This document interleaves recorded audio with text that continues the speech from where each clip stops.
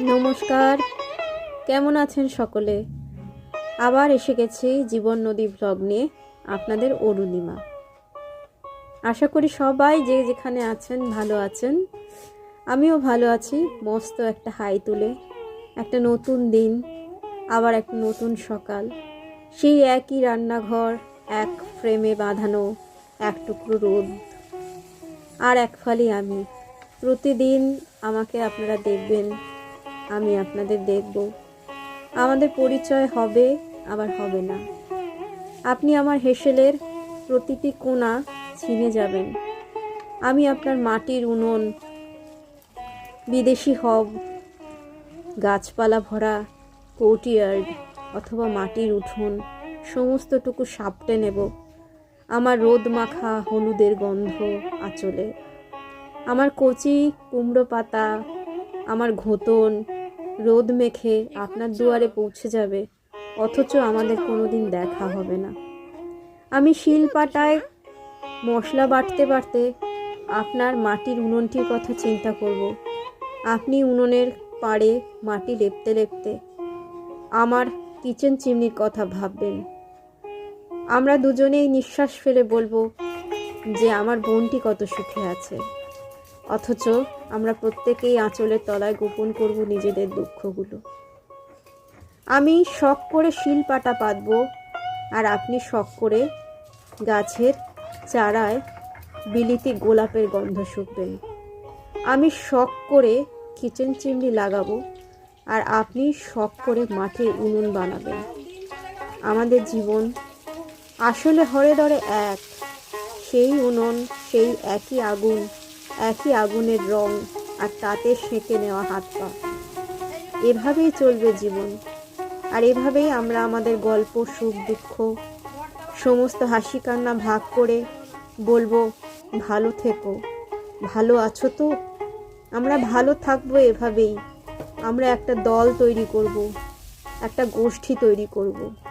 সেই গোষ্ঠীর নাম হবে রোজগেরে গিন্নি।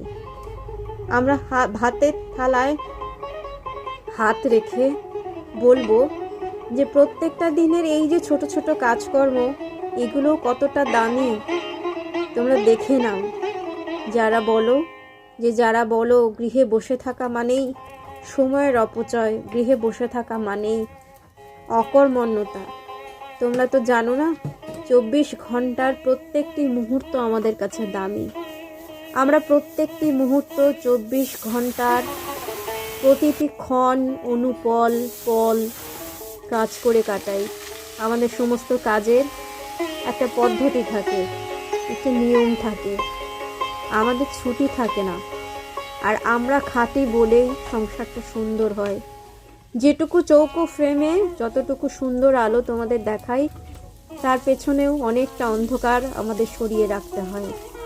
অনেকটা হাতে ব্যথা, জ্বালা, কাটা, পোড়া, ছেঁড়া, অনেকটা কান্না, অনেকটা দুঃখ লুকিয়ে যতটুকু আলো দেখাই, তার বাইরেও অনেক কিছু থাকে। তুমি দেখো, সাপটে নাও আমার সুখটুকু। তুমি ভাবো যে দিদিভাই অনেক সুখে আছে। আমি দেখি তুমি সাপটে নাও, লেপটে নাও শীতের ওমটুকু, কুয়াশা মাখা দড়িতে তোমার শীতের পোশাকগুলি রোদে মেলে দাও। আমি ভাবি আমার বোন, সে খুব সুখে আছে।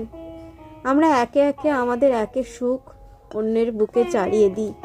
এটাই তো আমাদের দৈনন্দিন লক্ষ্য। আমার গ্যাসের ওভেনে সুন্দর গাছের ছায়া পড়ে, আগুন জ্বলে ওঠে। তোমার সংসারে তখন হয়তো তুমি সমস্ত কাজ সেরে মাটির উনুনটি নিকোচ্ছ, আর আমি কুমড়ো পাতার বাটা দিয়ে মনে করছি যেন দেশের উপারে আমার যে বোনটি রয়েছে, আমি তার মতো করে রান্না করেছি আজ। চুল আঁচড়াই, নিজের যত্ন নিই, তোমাকেও শেখাই এভাবে সমস্ত কাজের পরে নিজের যত্নটুকুও নিও। কারণ সবার শেষে, সব কাজের শেষে তোমার পাশে, তোমার কাঁধে হাত রেখে তুমিই থাকবে। ওগো বোনটি আমার, নতুন সংসারী, শুনে নাও, মানিয়ে নেওয়াই হচ্ছে ধর্ম। যত মানিয়ে নেবে, সেই ধর্মই তোমাকে দিন দিন সহিষ্ণু করে তুলবে। অনেকগুলো কথা বলে ফেললাম। যে যেখানে আছেন ভালো থাকবেন, সকলের মঙ্গল কামনা করি। ভালো লাগলে সাবস্ক্রাইব করবেন, পাশে বেল আইকন টিপবেন, লাইক কমেন্ট শেয়ার করবেন। সবাই ভালো থাকুন।